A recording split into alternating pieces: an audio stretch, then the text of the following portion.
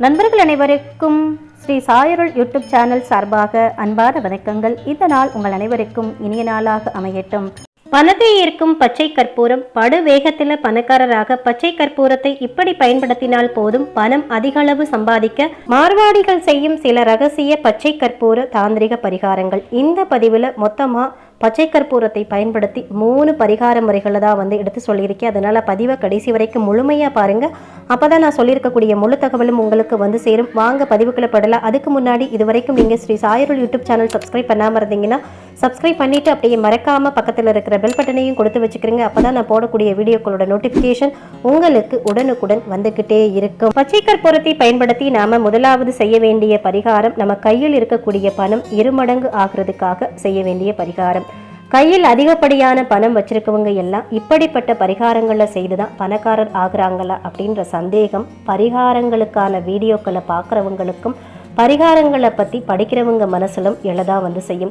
பிறப்பிலேயே யோகத்தோடு பிறக்கிறவங்களுக்கு பரிகாரங்கள் செய்தால் பணம் சம்பாதிக்கணும் அப்படின்ற எந்த ஒரு அவசியமும் இருக்காது. அவர்கள் தங்களுக்கிட்ட இருக்கக்கூடிய பணத்தை தக்க வைத்திருக்கிறதுக்காக சில பரிகாரங்களை செஞ்சுட்டு வருவாங்க அப்படின்றதும் குறிப்பிடத்தக்க ஒரு விஷயம். அந்த வரிசையில் நமக்கு அதிகப்படியான பணம் சேரணும் அப்படின்னாலும், நம்ம கையில் இருக்கக்கூடிய பணம் இரட்டிப்பாகணும் அப்படின்னாலும் என்ன பரிகாரம் செய்யலாம், எப்படி செய்யணும், அதுக்கு எந்த பொருளை பயன்படுத்தணும், அதுதான் இந்த முதலாவது பரிகாரத்தில் நம்ம பார்க்க போகிறோம். தன ஆகர்ஷண சக்தி அதிகமாக இருக்கக்கூடிய பொருள், நேர்மறை ஆற்றலை ஈர்த்து தன்னை சுற்றி எப்போதுமே லக்ஷ்மி கடாட்சத்தை வைத்திருக்கக்கூடிய ஒரு பொருள். இந்த 2 பொருள்களை வைத்துதான் இந்த பரிகாரம் சொல்லப்பட்டிருக்கு. நம்ம எல்லோருக்கும் தெரிந்த சுலபமாக கிடைக்கக்கூடிய புதினா இலை, பச்சை கற்பூரம், இந்த 2 பொருள் தான் நம்மளுடைய இந்த முதல் பரிகாரத்துக்கு தேவை. புதினா இலையை கசக்கிறப்போ அதிலிருந்து வெளிவரக்கூடிய வாசம் நேர்மறை ஆற்றலை அதிகரித்து தன ஆகர்ஷண சக்தியை உண்டு பண்ணுது. இந்த புதினா இலைகளோடு பச்சை கற்பூரம் சேர்றப்போ அந்த பரிகாரத்துடைய சக்தி நேர்மறை ஆற்றல் நிறைந்து 2 மடங்கா நமக்கு பலனை கொடுக்கும் அப்படின்னு சொல்லப்பட்டிருக்கு. பச்சை கற்பூரத்தோடு 5 புதினா இலைகளை லேசா கசக்கி அதிலிருந்து வரக்கூடிய வாசம் வர்ற அளவுக்கு அந்த புதினா இலைகளை கசங்கினா மட்டும் போதும்.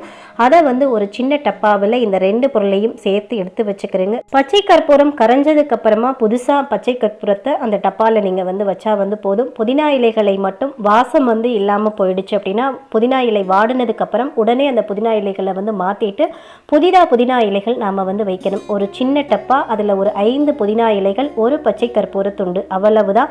இதை ஒரு டப்பால போட்டு திறந்தபடி நீங்க பணம் வைக்கக்கூடிய இடத்துல வச்சுக்கிறணும். சில பேருக்கு கடைகளில் வியாபாரம் சரியா நடக்காது, கண் திருஷ்டி அதிகமா இருக்கும். நல்லா நடந்துகிட்டு இருந்த வியாபாரம் பார்த்தீங்கன்னா திடீர்னு முடங்கி போயிருக்கும். இப்படிப்பட்ட பல பிரச்சனைகள் உங்களுடைய சொந்த தொழிலோ அல்லது நீங்க வேலை செய்யக்கூடிய இடத்திலோ, நீங்க தொழில் செய்யக்கூடிய எந்த இடமா இருந்தாலும் அலுவலகமாக இருந்தாலும் ஒரு கண்ணாடி டம்ளர்ல நல்ல தண்ணீரை நிரப்பி அதுல 2 புதினா இலைகளை கிள்ளி போட்டுட்டு ஒரு பச்சை கற்பூரத்தையும் அந்த தண்ணீர்ல கரைச்சிடுங்க. இப்படி செய்யக்கூடிய பட்சத்துல அந்த இடத்துல நேர்மறை ஆற்றல் அதிகரிக்கப்பட்டு கண் திருஷ்டி நீங்கி உங்களுடைய வியாபாரத்துல முன்னேற்றம் ஏற்படும் அப்படின்னு சொல்லப்பட்டிருக்கு. தினந்தோறுமே அந்த தண்ணீர்ல இருக்கக்கூடிய, அதாவது அந்த டம்ளர்ல இருக்கக்கூடிய தண்ணீரையும் புதினா இலையையும் நாம மாத்திட்டே வரணும். ரொம்பவே சுலபமான பரிகாரம் தான், ஆனா பலன் கொடுக்கக்கூடிய பரிகாரம். 5 நாட்கள் தொடர்ந்து செஞ்சு பாருங்க, உங்களுக்கு நல்ல முன்னேற்றம் இருக்கும். இந்த பரிகாரத்தை பொறுத்த வரைக்கும் எந்த நாள்ல வேணும்னாலும் நீங்க தொடங்கிக்கலாம். தொடர்ந்து 5 நாட்கள் செய்யணும். தொடர்ந்து செஞ்சு பாருங்க. பரிகாரம் பலன் கொடுத்தது அப்படின்னா தொடர்ந்து செய்யுங்க. இல்லை அப்படின்னா பரிகாரத்தை நிறுத்திடலாம். அவ்வளவுதான். நம்மளுடைய முன்னேற்றத்துக்காக சின்ன பரிகாரங்களை முயற்சி செஞ்சு பார்க்கறதுல எந்த ஒரு தவறும் கிடையாது. ஆனா இது ரொம்ப எளிமையான பரிகாரம், அதனால அனைவருமே ட்ரை பண்ணி பார்க்கலாம். அடுத்ததா பார்த்தீங்க அப்படின்னா, நம்ம கையில இருக்கக்கூடிய பணம் வீண் விரயம் ஆகாம பணவரவு அதிகரிக்கிறதுக்காக இந்த பச்சை கற்பூரத்தை பயன்படுத்தி நாம செய்யக்கூடிய 2வது பரிகாரம். உண்மையான மனமகிழ்ச்சியை பணத்தால தர முடியாது அப்படின்றது உண்மைதான். ஆனா மனமகிழ்ச்சி நமக்கு கிடைக்கணும் அப்படின்னா நம்ம வாழ்க்கையில பொருள் சார்ந்த தேவைகள் அனைத்துமே நிறைவடைந்தால் மட்டும்தான் அது நமக்கு சாத்தியமா சொல்லப்பட்டிருக்கு. இன்னைக்கு இருக்கக்கூடிய காலகட்டத்தில் வேலை அல்லது தொழில் வியாபாரம் செய்யக்கூடிய எவருக்குமே தங்களுடைய வாழ்வாதார நிலை எப்பொழுது மாறும் அப்படின்றத உறுதியா சொல்ல முடியாது. வாழ்க்கையில ஏற்படக்கூடிய எந்த விதமான கஷ்டங்களை போக்கக்கூடிய வலிமை பார்த்தீங்கன்னா தெய்வ நம்பிக்கை மற்றும் வழிபாட்டுக்கு இருக்கிறதா சொல்லப்படுது. அந்த தெய்வீக ஆற்றலை நாம பெறுவதற்கு நம்ம முன்னோர்கள் கூறியிருக்கக்கூடிய சில தாந்திரிக வழிபாட்டு முறையை நாம நம்பிக்கையோடு கடைபிடித்து வந்தால் நம்ம வாழ்க்கையில் பல நன்மைகளை பெற முடியும். அப்படிப்பட்ட ஒரு அற்புதமான பரிகார முறை இந்த 2வது பரிகார முறை. இதற்கும் நாம பச்சை கற்பூரத்தை தான் பயன்படுத்தி வந்து பண்ண போறோம். பச்சை கற்பூரம் அப்படின்றது ஒரு மருத்துவம், தெய்வீக ஆற்றல் நிறைந்த ஒரு பொருளா சொல்லப்படுது. புராணங்களின்படி பார்த்தீங்கன்னா திருப்பதி ஏழுமலையானுக்கு தாடையில் ஏற்பட்ட காயத்துக்கு இன்னைக்கு வரைக்கும் அவருடைய சிலையில் தாடை பகுதியில் பச்சை கற்பூரம் தான் மருந்தா வந்து சாற்றப்பட்டுட்டு வருது. பல ஆயுர்வேத மருந்துகளில் பச்சை கற்பூரம் பயன்படுத்தப்படுவதனால நோய்கள் விரைவில் குணமடைகிறதாகவும் வந்து சொல்லப்படுது. இந்த பச்சை கற்பூரத்தை நாம வீட்டுக்கு வாங்கி வந்து வைத்தாலே வந்து போதும். நம்ம வீட்டில் இருக்கக்கூடிய எதிர்மறை ஆற்றல்கள் அனைத்துமே வந்து நீங்குவதோடு தெய்வீக சக்திகளை உள்ளிருக்கக்கூடிய ஒரு அற்புதமான நிறைந்த பொருளாதான் இந்த பச்சை கற்பூரம் வந்து பார்க்கப்படுது. இந்த 2வது பரிகாரம் நமக்கு ஏற்படக்கூடிய பண வீண் விரயத்தை வந்து தடுத்து பண வரவை அதிகரிக்கிறதுக்காக செய்ய வேண்டிய பரிகாரம். இப்போ உங்களுக்கு எந்த அளவுக்கு மிகுதியான பொருள் வரவு உண்டாகணும் அப்படின்னு வந்து நினைக்கிறீங்களோ அந்த மாதிரி பட்டவங்க வந்து பார்த்தீங்கன்னா ஒரு வளர்ப்பிலை வெள்ளிக்கிழமை அன்னைக்கு அதிகாலையில் எழுந்து குளிச்சு முடிச்சுட்டு ஒரு சின்ன அளவில் ஒரு சிவப்பு நிறத்தில் இருக்கக்கூடிய துணியோ அல்லது பச்சை நிறத்தில் இருக்கக்கூடிய ஒரு பட்டு துணி வந்து எடுத்துக்கிறீங்க. அந்த பட்டு துணியில் 3 பச்சை கற்பூர துண்டுகளை வந்து வச்சிடணும். அப்படி வந்து வச்சுட்டு அதை வந்து ஒரு பச்சை நூலோ அல்லது சிவப்பு நிற நூல் வச்சோ அந்த துணியை வந்து முடிச்சு மாதிரி வந்து கட்டிக்கிறங்க. இதை கொண்டு போய் உங்கள் வீட்டு பூஜை அறையில் இருக்கக்கூடிய மகாலட்சுமி தாயாருடைய படத்துக்கு முன்னாடி வந்து வச்சுட்டு மகாலட்சுமி தாயாருக்கு கற்கண்டோ வாழைப்பழம் மலர்கள் இதை வந்து நைவேத்தியமாக வைத்து உங்கள் கையில் வச்சிருக்கக்கூடிய அந்த பச்சை கற்பூர முடிப்பை வந்து அப்படியே கையில் வச்சுக்கிட்டே வடக்கு திசையை வந்து பார்த்தவாறு ஓம் மகாலட்சுமியே நமக அப்படின்னு மகாலட்சுமி தாயாரை உங்கள் மனதில் வந்து நினச்சி ஒரு 21 முறை இந்த மந்திரத்தை வந்து சொல்லணும். இப்படி மகாலட்சுமி தாயாரை நீங்கள் வந்து துதித்து முடித்ததும் அந்த பச்சை கற்பூரம் முடிச்ச வந்து உங்கள் வீட்டில் இருக்கக்கூடிய பணம் வைக்கக்கூடிய இடத்துல கொண்டு போய் வந்து வச்சுருங்க. தொழில் செய்பவர்கள் வந்து பார்த்தீங்கன்னா தொழில் செய்யக்கூடிய இடத்துல இருக்கக்கூடிய பணப்பெட்டியில் கொண்டு போய் வந்து வச்சுருங்க.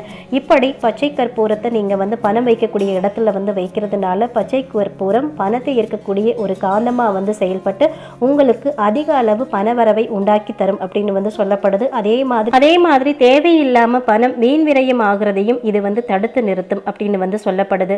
பட்டு துணியோட முடிப்புல பச்சை கற்பூரம் கரைஞ்சிருச்சு அப்படின்னா புதிய கற்பூர துண்டுகளை மறுபடியும் பூஜை அறையில் வைத்து சொன்ன மாதிரியே வந்து பூஜை வந்து பண்ணிட்டு அந்த துணியில வந்து முடிஞ்சு மறுபடியும் உங்க வீட்டு பணப்பெட்டியில நீங்க வந்து வச்சுக்கலாம்.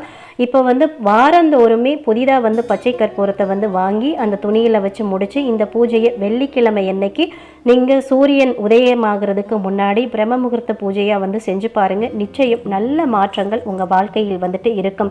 பச்சை கற்பூரம், கிராம்பு, சோம்பு, ஏலக்காய், மஞ்சள் இது அனைத்தையுமே வந்து பொடி மாதிரி வந்து அரைச்சிட்டு அதை வந்து ஒரு மஞ்சள் நிற துணியில் வந்து எடுத்துக்கிட்டு அதில் பொடியை அரைச்சிக்கிட்ட இந்த 5 விதமான பொருளையும் போட்டு முடிந்து உங்கள் வீடு அல்லது தொழில் செய்யக்கூடிய இடத்துல குபேர மூலை அப்படின்னு சொல்லப்படுற தென்மேற்கு மூலையில் இந்த முடிச்சை நீங்கள் வந்து கட்டி வந்து தொங்க விடணும். ஒவ்வொரு செவ்வாய்க்கிழமை வெள்ளிக்கிழமையிலும் நீங்கள் பூஜை பண்ணுறப்போ இந்த முடிச்சுக்கும் தீபதூபங்கள்லாம் வந்து காட்டி தீபாராதனை செய்து வழிபாடு செய்வது வந்துட்டு நல்லது. இங்கே சொல்லப்பட்ட இந்த 2வது பரிகாரத்தை வந்து நீங்கள் தொடர்ந்து செஞ்சுட்டு வர பட்சத்தில் வீட்டில் வந்து லக்ஷ்மி கடாட்சம் வந்து உண்டாகும். செய்யக்கூடிய தொழில் வியாபாரங்களில் அதிர்ஷ்டம் வந்து பெருகும். வீண் பண விரயங்கள் வந்து தடுக்கப்பட்டு செல்வ செழிப்பான வாழ்க்கை உண்டாகும் அப்படின்னு வந்து சொல்லப்படுது. அடுத்ததா பச்சை கற்பூரத்தை பயன்படுத்தி நாம செய்ய வேண்டிய 3வது பரிகாரம் வந்து பார்த்தீங்கன்னா பச்சை கற்பூரத்தை பயன்படுத்தி நாம செய்யக்கூடிய தீப வழிபாடு தான். அந்த பரிகாரத்தை நாம எப்படி செய்யணும் அது குறித்த தகவலையும் நாம இப்ப வந்து தெரிஞ்சுக்கலாம். பச்சை கற்பூரம் அப்படின்றது சமையல் கலையிலும் அதே நேரத்தில் ஆன்மீக ரீதியான பரிகாரங்களிலும் பயன்படுத்தக்கூடிய ஒரு அற்புதமான ஆற்றல் வாய்ந்த பொருள் அப்படின்றது நம்ம எல்லோருக்குமே வந்து தெரியும். இறை வழிபாடுகள்ல பச்சை கற்பூரத்துக்கு ரொம்பவே முக்கியத்துவம் அளிக்கப்படுவதற்கு காரணம் வந்து பார்த்தீங்கன்னா பச்சை கற்பூரம் பல நேர்மறை ஆற்றலை இருக்கக்கூடியதா வந்துட்டு இருக்கு. அந்த வகையில் இந்த பச்சை கற்பூரத்தை கொண்டு செய்யக்கூடிய 3வது பரிகாரம் வந்து பார்த்தீங்கன்னா மிகவும் அதிசக்தி வாய்ந்த பரிகாரம். சொந்தமா தொழில் வியாபாரங்கள் செய்கிறவங்க உங்களுக்கு மிக பெரிய அளவில் செல்வம் சேரணும் அப்படின்னா இந்த பச்சை கற்பூரத்தை பயன்படுத்தி நீங்கள் இந்த பரிகாரத்தை வந்து செய்யணும். ஒரு சின்ன அளவில் இருக்கக்கூடிய செம்பு அல்லது பித்தளை தட்டு ஒன்று வந்து எடுத்துக்கிறோங்க. அதில் கொஞ்சம் அளவுக்கு பச்சை கற்பூர துண்டுகள் வந்து நம்ம வந்து போட்டுக்கணும். அது கூடவே ஒரு 5 ரூபாய் நாணயத்தை வந்து எடுத்து அந்த 5 ரூபாய் நாணயத்துக்கு சந்தனம் குங்குமம் வந்து வைத்து அதை வந்து இந்த பச்சை கற்பூரத்தின் மீது நீங்கள் வந்து வச்சிடணும். ஒரு 5 ரூபாய் நாணயத்தின் மீது ஒரு மல்லிகை பூவையும் நீங்கள் வந்து வைக்கணும். இப்படி தயார் பண்ண இந்த பச்சை கற்பூரம் நாணயம் இருக்கக்கூடிய இந்த தட்டை வந்து பார்த்தீங்கன்னா நீங்கள் தொழில் செய்யக்கூடிய இடத்திலும் வியாபாரம் செய்யக்கூடிய இடத்திலும் உங்களுடைய கல்லாப்பெட்டிக்கு பக்கத்தில் வந்து வைக்கணும். குபேரர் மகாலட்சுமி தாயாருக்குடைய மந்திரங்களை தினந்தோறுமே வந்து நீங்கள் வந்து சொல்லி தொழில் வியாபாரத்தை நீங்கள் கடைபிடிச்சிட்டு வரணும். தினந்தோறும் புதிதாக பச்சை கற்பூரத்தை நீங்கள் மாற்றி வைக்கணும். இந்த தட்டில் பயன்படுத்திய பச்சை கற்பூரத்தை எடுத்து நீங்கள் தண்ணீரில் வந்து போடணும். நாணயத்துக்கு தினமும் புதிதாக சந்தனம் குங்குமம் போட்டு வந்து வைக்கணும். பச்சை கற்பூர தீபத்தை ஏற்றுறது மூலமாக அடுத்ததாக வந்து பார்த்தீங்கன்னா பச்சை கற்பூரத்தை பயன்படுத்தி நாம் தீபம் வந்து ஏற்றணும். இந்த பச்சை கற்பூர தீபத்தை நாம் ஏற்றுறது மூலமாக நம்ம வீட்டில் தெய்வீக அதிர்வலைகளை அதிகரிக்க முடியும் அப்படின்னு சொல்லப்படுது. அது மூலமாக வளமான வாழ்க்கை நமக்கு கிடைக்கும் அப்படின்னு சொல்லப்படுது. புதிதாக ஒரு நல்லெண்ணெய் பாட்டில் வந்து வாங்கிக்கிறங்க. அதே மாதிரி ஒரு 50 ரூபாய் அளவுக்கு தூய பச்சை கற்பூரத்தை வந்து வாங்கிக்கிறங்க. அதுக்கப்புறம் புதிதாக வாங்கின அந்த நல்லெண்ணெய் பாட்டிலோட மூடியை வந்து திறந்து நீங்கள் வீட்டில் வாங்கி வச்சிருக்கக்கூடிய அந்த பச்சை கற்பூரங்களை அந்த பாட்டிலுக்குள்ளே போட்டு அப்படியே மூடி வச்சுருங்க. இதனால் அந்த பச்சை கற்பூரம் நல்லெண்ணெயோட நல்லா வந்து கரைஞ்சிடும்.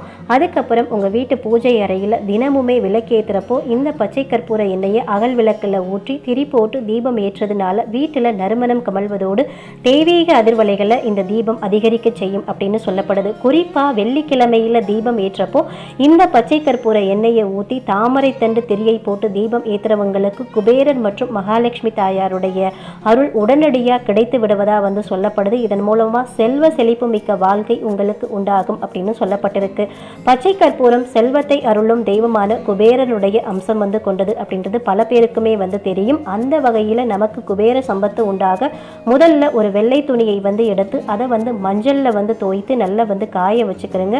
அந்த மஞ்சள் துணியில் வந்து பார்த்தீங்கன்னா பச்சை கற்பூரம் 15 கிராம், ஏலக்காய் 15 கிராம், பெருஞ்சீரகம் 15 கிராம், கிராம்பு 15 கிராம், மஞ்சள் தூள் 15 கிராம், இந்த 5 மங்கள பொருளையும் வந்து எடுத்து மஞ்சள் பூசி காய வச்சுட்டு அந்த மஞ்சள் துணியில் போட்டு ஒரு சின்ன முடிச்சா வந்து கட்டி அதை வந்து உங்கள் வீட்டோட குபேர மூலை அப்படின்னு சொல்லப்படுற தென்மேற்கு மூலையில் இருக்கக்கூடிய சுவரில் ஆணி அடித்து இந்த மூட்டையை வந்து மாட்டி வைக்கணும். சுவரில் ஆணி அடித்து மாட்டி வைக்க முடியாதவங்க வீட்டோட தென்மேற்கு மூலையில் ஏதாவது செல்ஃபோ இல்லது அலமாரியோ இருந்தது, மேஜை இந்த மாதிரி இருந்ததுன்னா அதில் கூட உயரமான இடத்துல இதை வந்து வச்சிடலாம். 6 மாதத்துக்கு ஒரு முறையோ அல்லது வருஷத்துக்கு ஒரு முறையோ இந்த மூட்டையில் இருக்கக்கூடிய பொருள்களை வந்து எடுத்துட்டு புதிதாக மறுபடியும் இதே 5 பொருள்களை வந்து சேர்த்து நீங்கள் வந்து வைக்கணும். அப்படி எடுத்த பொருள்களை நீங்கள் யாருடைய கால்படாத இடத்திலோ அல்லது ஓடுற தண்ணீரில் வந்து போட்டலாம். இந்த பரிகாரத்தை தொடர்ந்து செஞ்சுட்டு வந்தீங்க அப்படின்னா வீட்டில் இருக்கக்கூடிய வீண் விரயங்கள் அனைத்துமே வந்து நீங்கி நல்ல ஒரு பணவரவு வந்து ஏற்படும். இந்த பரிகாரத்தை பொறுத்த வரைக்கும் வீடு மட்டும் அல்லாது நீங்கள் தொழில் செய்யக்கூடிய இடத்திலும் இந்த பரிகாரத்தை வந்து செய்யலாம். இங்கே சொல்லப்பட்ட இந்த 4 பரிகாரங்களுமே வந்து பார்த்தீங்கன்னா உங்களுக்கு மிகவும் பயனுள்ள பரிகாரங்களாக வந்துட்டு இருக்குது. இன்ன வரைக்கும் மார்வாடிகள் வந்து பார்த்தீங்கன்னா பச்சை கற்பூரத்தை பயன்படுத்தி இந்த பரிகாரங்களை வந்து செஞ்சுட்டு வராங்க. இது அவங்களுடைய தொழில் வளர்ச்சிக்கு முக்கியமான பங்களிக்கக்கூடியதாக வந்துட்டு இருக்குது. மகாலட்சுமி தாயாருடைய பரிபூர்ண அருளையும் குபேரருடைய பரிபூர்ண அருளையும் பெற்று தருவதில் பச்சை கற்பூரத்துக்கு தனி இடமே வந்துட்டு இருக்குது. அதனால் நீங்களும் இந்த பச்சை கற்பூரத்தை வந்து பயன்படுத்தி இந்த எளிய பரிகாரத்தை வந்து செய்து உங்கள் வாழ்க்கையில் வளர்ச்சி பெறணும் அப்படின்னு சொல்லி இந்த பதிவை இதோடு நிறைவு செய்கிறேன். இந்த பதிவு உங்களுக்கு மிகவும் பயனுள்ள பதிவாக இருந்திருக்கும் நினைக்கிறேன். இந்த பதிவு பிடிச்சிருந்தது அப்படின்னா லைக் பண்ணிட்டு உங்கள் நண்பர்களுக்கும் ஃபேமிலி மெம்பர்ஸ்க்கும் ஷேர் பண்ணுங்கள். அவங்களும் பார்த்து பயன்பெறட்டும். இந்த பதிவு பற்றின கருத்துக்களையும் உங்களுடைய சந்தேகங்களையும் கமெண்ட் செக்ஷனில் சொல்லுங்கள். மற்றொரு நல்ல பதிவில் சந்திப்போம். நன்றி, வணக்கம், வாழ்க பல்லாண்டு.